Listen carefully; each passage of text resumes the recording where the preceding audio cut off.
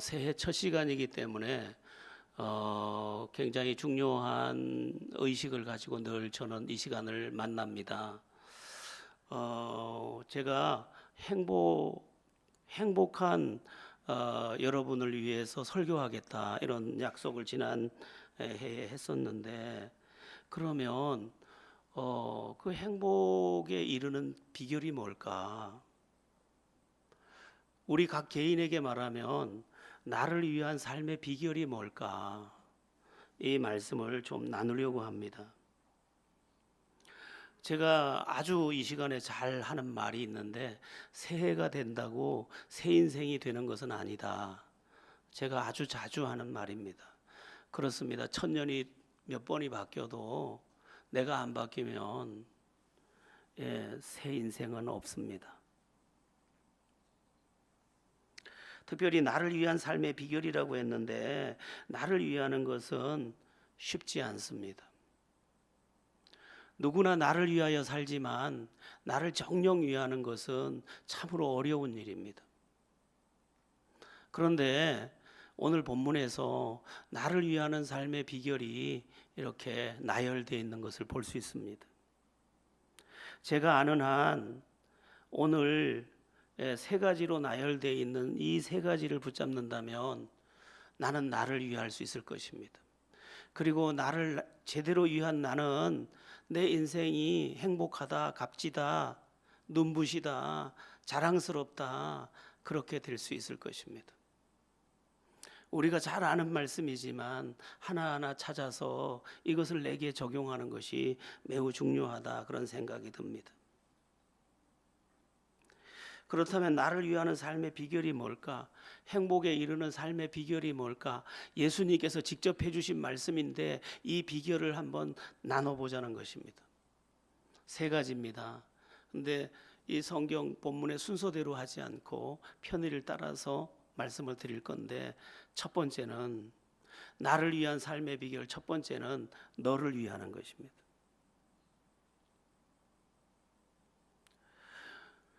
오늘 본문 7장 12절은 황금률이라는 별명을 갖고 있습니다. 그러니까 성경에 제일 중요한 곳을 찾아서 펼치면 마태복음 5장에서 7장인데, 마태복음 5장에서 7장 가운데서도 제일 중요한 걸 한 구절을 찾아라. 그러면 이 7장 12절을 찾습니다. 7장 12절 말씀의 내용이 뭐냐? 남에게 대접을 받고자 하는 대로 남을 대접하라, 이것입니다. 여러분, 인생의 밭은 사람입니다. 사람에게 심어서 사람에게 거두는 겁니다. 그런 점에서 남을 어떻게 대하느냐가 내 인생을 어떻게 대하느냐의 결론으로 이어진다는 것입니다. 인간은 하나님이 만들 때 스스로를 위할 수 있는 존재로 만들어 놓지를 않았습니다. 그래서 내 스스로 나를 위할 때 그것이 내 영을 불편하게 합니다. 하나님이 인간을 만들 때 너를 위해서, 너를 통해서 나를 위하도록 만들어 놓으셨습니다. 그러므로 너를 위할 수 있다. 그러면 그는 나를 위할 수 있는 사람이고, 나를 위할 수 있는 그는 행복에 이를 사람인 것입니다. 그렇다고 해서 무언가를 누군가에게 베풀고 난 후에 너는 왜 나에게 아무것도 안 하는데, 이렇게 말하는 것은 또 다른 불행이 됩니다. 사랑을 주고 사랑을 기다리는 것은 또 다른 고통이 되기 때문입니다. 쉘 실버스타인처럼 아낌없이 주는 나무처럼 나무는 모든 것을 줄 수 있어서 행복했습니다. 이 결론에 이를 수 있을 때 우리는 행복에 이를 수 있게 됩니다. 이것을 풀어서 말하면, 사랑받고 싶으냐? 사랑해. 존경받고 싶으냐? 존경해. 인정받고 싶으냐? 인정해. 네가 그를. 기쁨이 되고 싶으냐? 네가 기쁨이 돼. 그에게. 이 말씀을 하고 있는 것입니다. 갈라디아서 6장 7절에 매우 엄중한 말씀이 있는데 하나님을 경홀히 여기지 마라. 무엇으로 심든지 그대로 거둔다. 이게 주님의 말씀인데 너에게 심은 것이 똑같습니다. 우리는 그가 나에게 뭐라고 한 것처럼 여기는데 아니에요. 내가 심은 거 내가 거두는 거죠. 난 어디 가나 미움받아. 내가 미움을 줬기 때문이에요.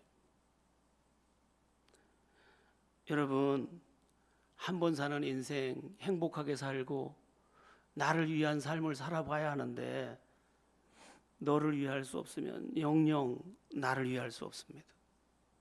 그래서 황금률에다가 묶어 놓으셨어요. 이게 핵심입니다. 근데 오늘날 젊은이들이 그리고 지금 이 시대에 많은 그 주부들이 이상한 말을 많이 합니다. 나를 위해 한번 살아보고 싶다. 나만을 위해서. 그는 나중에 더 우울하고 더 외롭고 더 쓸쓸하고 더 허무한 인생의 나락에 서 있을 것입니다. 나를 다 줄 수 있으면, 더 줄 수 있으면, 그것이 행복인 줄 안다면 그는 복된 사람입니다. 특히 내 곁에 가까운 사람들, 가족, 그 다음에 교회로 말하면 지체, 여기에 너를 위함이 있을 때 그게 나를 위하는 것이다. 이 공식을 꼭 기억하셔서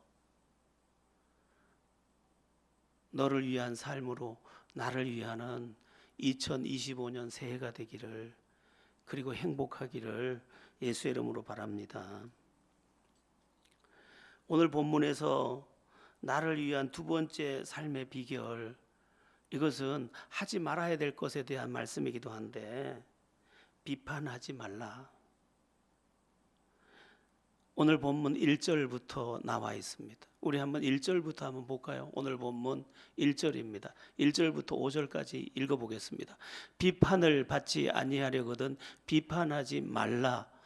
너희가 비판하는 그 비판으로 너희가 비판을 받을 것이요 너희가 헤아리는 그 헤아림으로 너희가 헤아림을 받을 것이니라. 어찌하여 형제의 눈 속에 있는 티는 보고 내 눈 속에 있는 들보는 깨닫지 못하느냐. 보라, 내 눈 속에 들보가 있는데 어찌하여 형제에게 말하기를 나로 내 눈 속에 있는 티를 빼라 하라 하겠느냐. 외식하는 자여, 먼저 내 눈 속에서 들보를 빼어라. 그 후에야 밝히 보고 형제의 눈 속에서 티를 빼리라.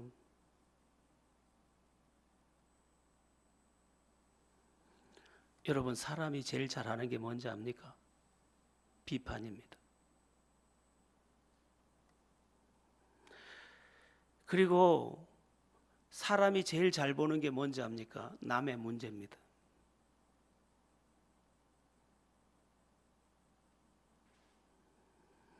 그런가 하면 사람이 제일 못 보는 게 뭐냐? 나 자신입니다. 그래서 항상 내가 억울한 겁니다. 영의 눈이 열렸다는 건 뭐냐? 너의 허물이 안 보이고 내 허물이 보이는 겁니다. 이거는 상당한 수준입니다. 한편 사람들은 남의 문제에 얼마나 흥분하는지 모릅니다. 자기의 허물에 대해서는 알지도 못한 채 남의 허물에 대해서는 막 세상에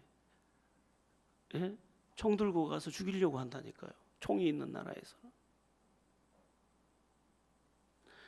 타락한 본성에 저주 가운데 있는 인간의 비극이 거기 있습니다. 내 허물을 못 보고 남의 허물을 보며 남의 허물에 대해서 비판을 가장 정당하게 여기면서 나를 해치더라는 것입니다.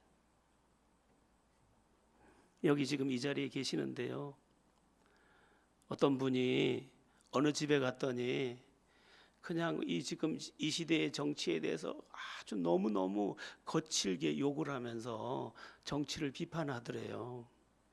그래서 여기 계신 분이 속으로 이렇게 말했대요.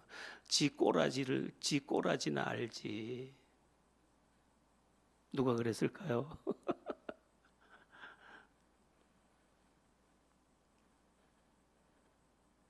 정말이에요. 사람은 그래요. 내 꼬라지 못 봐요. 남의 허물만 보이는 거예요. 근데 남의 허물은 티예요, 티. 근데 내 허물은 들보예요. 근데 이걸 못 봅니다. 그리스도인은 달라야 됩니다. 어떻게 달라야 되느냐? 세상은 남을 정죄하고 비판하지만 그리스도인은 자기 자신을 새롭게 하는 사람입니다. 날이 갈수록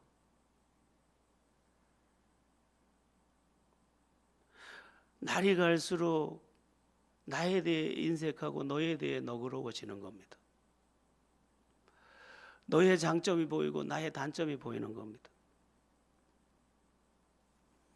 며칠 전에 저희 집사람과 이런저런 이야기를 나누면서 제가 했던 말이 누가 문제겠어? 내가 문제지. 내가 하나님 앞에 바로 서면 되는 거지. 그리고 둘을 싸잡아서 이야기해서 우리가 하나님의 사람으로 바로 서면 되는 거지.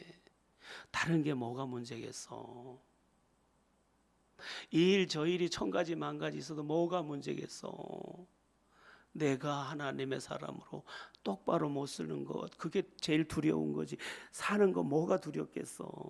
사명받은 자답게 못 사는 게 두렵지.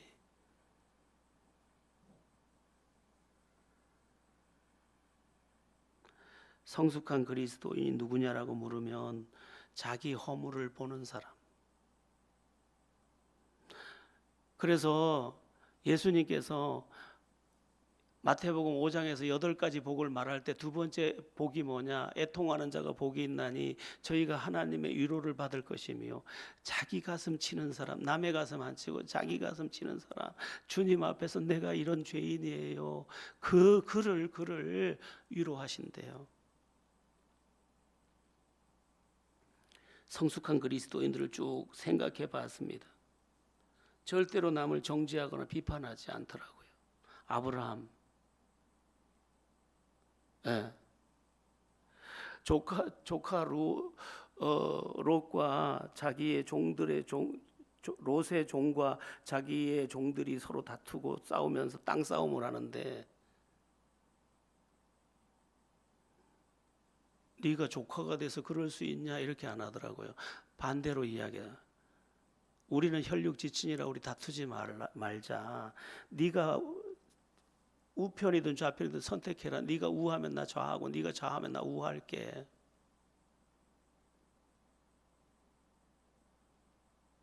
이삭을 보니까요. 우물을 파면 뺏기고 파면 뺏기는데 비판하지 않더라고요. 다시 우물을 파고 그러다가 하나님이 100배의 복을 주시더라고요. 야곱이 외삼촌 라반의 집에 가서 20년을 머슴살이를 하는 동안에 외삼촌이 10번이나 속였지만 외삼촌을 비판하지 않더라고요. 그랬더니 하나님이 재산을 뺏어서 주시더라고요. 야곱의 아들 요셉, 자기 형들이 자기를 팔아서 노예로 만들고 죄인으로 만들고 감옥살이하게 만들었지만 그 요셉이 승리했을 때 자기 형들 원망하지 않더라고요. 비판도 하지 않더라고요. 창세기 45장 5절에서 도리어 자기를 두려워하는 형들에게 이렇게 말하는 장면이 나옵니다. 당신들이 나를 이곳에 팔았다고 해서 근심하지 마소서, 한탄하지 마소서. 하나님이 생명을 구원하시려고 나를 당신들보다 먼저 보내셨나이다. 비판 안 하더라고요. 다윗도 자기를 죽이려고 매일 쫓아다닌 사울을 비판하지 않더라고요. 오히려 밖에 나와서 왕이여 보시옵소서 하고 절을 하더라고요. 그랬더니 하나님이 왕을 만들어 버리더라고요. 다니엘이 모함을 받았는데 모함하는 이들 비판하지 않더라고요. 그냥 하루 3번 기도하듯이 계속 기도하고 사자굴에 들어갔지만 사자굴을 천사굴로 바꿔서 역전시켜 주시더라고요. 비판 안 하더라고요. 폐일언하고 비판은 그 본인을 허물고 좋은 것을 허물어 버릴 뿐 마귀의 그 관계에 속아 넘어가는 것일 뿐 아무런 유익도 주지 않더라는 것입니다. 2025년에는 비판하지 마세요. 비판이 마음과 입술에서 비롯된다는 사실도 잊으면 안 됩니다. 비판이 어디에서 시작되느냐? 마음에서. 어디로 나오느냐? 입술로. 하나씩 한번 나누어 생각해 보겠습니다. 여러분, 복된 인생이 되고 나를 위한 인생이 되려면 마음을 새롭게 해야 합니다. 지난 주일에 마음에 대한 설교를 했는데 마음에 의해서 많은 것이 결정되지 않습니까? 그 마음을 복스럽게 해야 합니다. 제가 이 설교를 어디서 할 거냐면 1월 6일 신년 할애에서 목사 장로 200명 모입니다. 거기서 제가 이 설교 그대로 할 거예요. 그러니까 여러분 누구한테 뭐 하려고 그러는 거 아니에요. 제가 2번 설교 준비할 시간이 없어서 이거 가지고 그냥 할 거예요. 근데 다 똑같아요. 목사님들도 장로님들도 다 지금 그 마음이 하나님과 반듯하냐 이거 봐야 돼요. 마음이 반듯해야 되거든요. 빌립보서 2장에서 주님에 대해서 말씀하셔. 너희 안에 이 마음을 품으라. 곧 그리스도 예수의 마음이니 그는 근본 하나님과 본체시나 하나님과 동등됨으로 여길 것으로 여기지 아니하시고 자기를 비워 종의 형체를 가져 죽기까지 복종하셨으니 곧 십자가에 죽으심이라. 그러므로 하나님께서 그를 지극히 높여 하나님 보좌 우편에 앉히셨느니라. 마음이 그리스도의 마음, 낮은 마음 먹었는데 주님께서 끝도 없이 높여주시더라는 거예요. 여러분, 나를 낮춘다고 낮아지는 것도 아니에요. 나를 높인다고 높여지는 것도 아니에요. 여러분 자신 한번 높여보세요. 사람들이 여러분 다 떠나버립니다. 여러분 낮춰보세요. 사람들이 여러분 짓밟는 게 아니고 귀하게 여길 겁니다. 마음을 새롭게 하셔야 돼요. 비판이 어디서 시작된다고요? 마음에서. 그래서 좋은 인생이 되려면 마음이 새로워져야 돼요. 마음을 깨끗하게, 마음을 부드럽게, 마음을 너그럽게, 마음을 선하게, 마음에 좋은 것을 담아놔야 합니다. 비판과 연관해서 입술의 말도 중요해요. 비판이 어디로 나와요? 입에서 나와요. 근데 야고보서를 보면 이 입술의 말을 가리켜서 뭐라고 불의 세계라. 혀를 가리켜서 불의 세계래요. 그러니까 불장난하다가 집 다 태우는 것처럼 네 입 잘못으면 네 수고한 거 다 태워서 다 모든 걸 잃어버린다는 거예요. 혀가 얼마나 중요한지 몰라요. 그래서 성경에 보면 입에 대한 말이 굉장히, 입술의 말에 대한 이야기 굉장히 많이 나와요.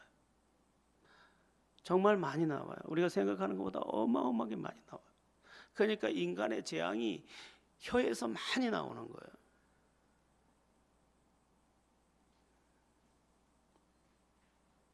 이거를 선포하면 말이 복돼야 돼요. 말이 복스러워야 돼요. 그게 나를 위한 삶의 비결이에요. 그 사람 말을 들어보면 참 복스러워요. 그 사람 말을 들어보면 은혜가 돼요. 그 사람 말을 들어보면 뼈가 없어. 따스해. 여기에 복이 있습니다.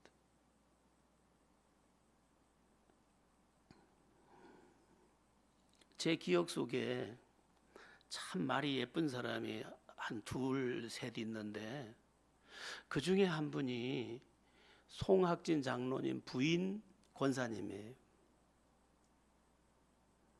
자, 그분은 어떻게 저렇게 그 입술에 말에 은혜가 있고 복이 있지? 한참을 같이 있어 보면 이분이 이래서 모든 부분이 복되구나. 그분 말은요 따뜻하고 깨끗해요. 이번에도 제가 성탄 카드라고 시고 이렇게 하나 보냈더니 길게 글을 써서 이렇게 보내셨는데 그분의 음성을 제가 아니까 그분이 말하는 것처럼 들리더라고요. 그러니까 가볍게 또 내가 답장을 못해요. 내가 또 마음을 담아서 답장을 할 수밖에 없었죠. 그분이 받은 복을 나열해 보면요, 참 정말 소복해요. 왜냐하면 마음에서 나온 입술의 말인데 마음 아름답죠, 입술이 아름답죠. 그러니까 그 심은 것이 좋으니까 그것들이 다 좋은 것을 끌고 오는 거예요. 여러분, 말을 이렇게 한번 해보세요. 싫어. 왜? 그 순간요, 다 깨져버려요. 이상해요. 우리가 소중하게 담아놓은 행복의 작은 것들이 다 부서져요. 그래서 마음이 따뜻하고 말이 따뜻하면 인생이 따뜻해요. 그래서 새해에는 말을 좀 복스럽게 하세요. 마음을 아름답게 하고 말을 복스럽게 하세요. 거기에 나를 위한 삶이 있고 거기에 행복이 담겨 있습니다. 잘 안 될 거예요. 왜냐하면 오랫동안 익숙한 날카로운 내가 말할 거거든요.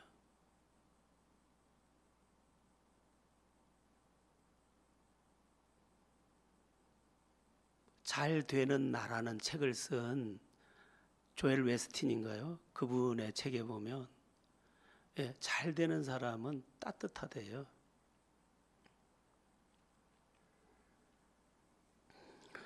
(2025년) 새해에는 좀 행복해집시다.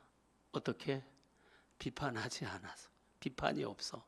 마음에서도 없고 입술에서도 없어. 오히려 나의 허물을 발견하고 나를 새롭게 해요. 어느 날 보니까 나의 인생의 뜰하게도 햇살이 깃들었어요. 그런 은혜 누리는 2025년 축복의 해 되기를 축원합니다. 새해를 맞이해서 나를 위한 삶의 비결, 마지막 세 번째는 오늘 본문 중간에 나오는 기도예요. 기도인데 이 기도를 저는 다르게 제목을 붙였어요. 하나님 안에서 하나님을 의지하는 삶이에요. 기도에서 제일 유명한 요절이 마태복음 7장 7절에서 11절이에요. 이 해석까지 다 달아놨잖아요. 구하라 주실 것, 찾으라 찾을 것이, 두드리라 그러면 너에게 열릴 것이니 쭉 말씀하고, 자식이 떡을 달라는데 누가 돌을 주며 생선을 달라는데 뱀을 줄 자가 있겠느냐. 너희가 악할지라도 자식에게 좋은 걸 줄 줄 알거든. 하물며 너희 하늘에 계신 아버지일까 보냐. 사랑의 하나님, 좋으신 하나님, 그분 안에서 그분을 의지해서 살아가라, 이 말씀을 하는 것입니다.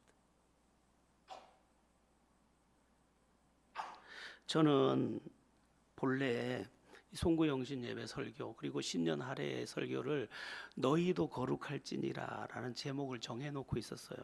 근데 설교를 하려고 딱 앉았는데 너무 분량이 많고 범위가 커서 감당을 다 못하겠더라고요. 그래서 체크리스트를 9개를 정해놓고 9개를 다 하려고 하니까 이거는 시리즈로 설교를 해야지 단번에 해낼 수가 없더라고요. 그래서 갑자기 또 바꾼 거죠. 근데 이 부분에서 거룩함이 우리의 삶의 방식이에요. 이 거룩함이라는 건 뭐냐면 삶의 방법이 세상과 다른 거예요. 세상의 방법은 술수와 모략 또는 나의 모든 이 힘이에요. 근데 성도의 삶의 방식은 뭐냐? 말씀과 기도입니다. 하나님의 말씀을 의지해서 그 말씀대로 살고 하나님께 부탁하고 의논하면서 하나님의 은혜 안에서 살아가는 삶, 그게 성도의 삶의 거룩한 방식이에요. 그래서 말씀과 기도로 거룩하여 지민이라 이렇게 말씀하는 거죠. 여러분, 특별히 우리가 하나님을 의지해야 하는 이유가 있는데 그게 뭐냐면 하나님이 주시지 않으면 우리는 아무것도 누릴 수가 없어요. 우리가 더 살고 싶다고요? 하나님이 주시지 않으면 못 살아요. 내 마음이 평안했으면 좋겠다고요? 하나님이 평안 안 주면 내 마음 평안할 수 없어요. 내가 믿음 안에 살고 싶다고요? 하나님 믿음 안 주면 믿음도 없어요. 하나님 안에 다 있어요. 하나님이 제게 주신 믿음도 기이해요. 주셔서 있는 거예요. 주를 위해서 어떻게 나를 불살를 수 있을까? 참 신비한 생각을 자꾸 해요. 하나님이 주시지 않으면 없는 마음이에요. 여러분, 이 세상의 이치를 보세요. 해가 뜨면 낮이고 해가 지면 밤이에요. 하나님이 그렇게 만들어 놓으셨기 때문에 그 질서를 못 바꿔요. 하나님이 겨울을 보내니까 이 계절을 인간이 못 바꿔요. 하나님이 봄바람을 불게 할 때 새순이 돋을 거예요. 그거 아무도 못 바꿔요. 하나님이 준 것을 가지고 사는 거예요.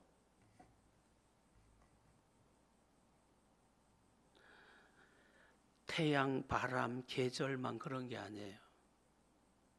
하나님이 우리에게 좋은 것을 주셔야 우리가 좋은 걸 누리는 거예요. 그러므로 우리가 하나님을 의지해서 하나님 안에서 살아야 돼요. 하나님이 좋은 마음 안 주면 어떻게 좋은 마음을 먹겠어요? 그러니까 나쁜 사람도 나쁜 게 아니에요, 사실은. 인간이 불행한 거지, 그냥. 가여운 거지.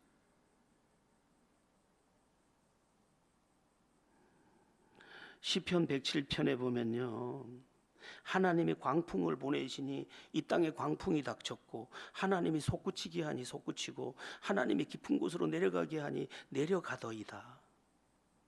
인간은 어쩔 수 없어요. 내가 하는 것 같죠? 하나님이 주신 거 가지고 하는 거예요. 금은 어디 있었어요? 하나님이 땅속에 담아놓은 거 어디 있게 그랬더니 찾아가지고 지금 동그랗게 만들어 끼고 다니는 거예요. 다이아몬드 누가 만들어 놓은? 하나님 만들어 놓은 거예요. 어디 있게? 그러니까 나이지리아 찾았더니 그거 반짝반짝 갈아서 끼는 거예요. 다 응용하는 것이지 아무도 창조자가 아니에요. 하나님 주신 거 가지고 노는 거예요.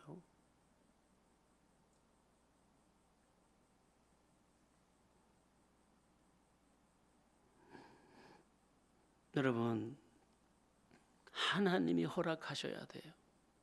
여러분의 자녀들도 행복했으면 좋겠죠. 하나님을 의지하세요. 하나님이 그에게 행복 주면 그가 행복해져요. 여러분의 자녀가 자랑스러웠으면 좋겠죠. 하나님이 자랑스러운 인생 주면 돼요. 전 그렇게 믿어요.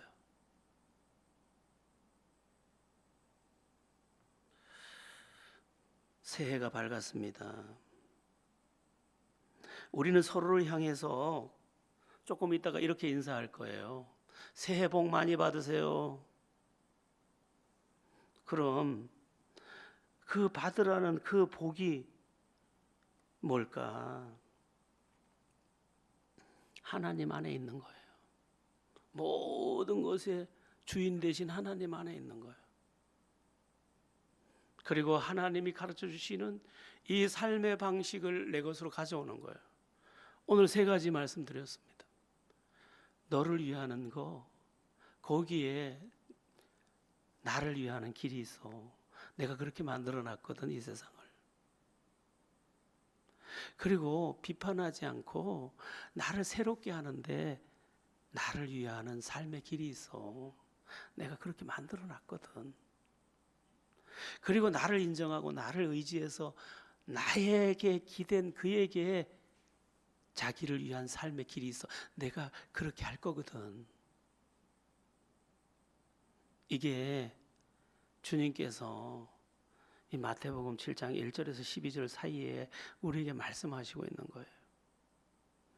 여러분, 성경을 짜면요, 성경을 짜면 피가 흐른대요.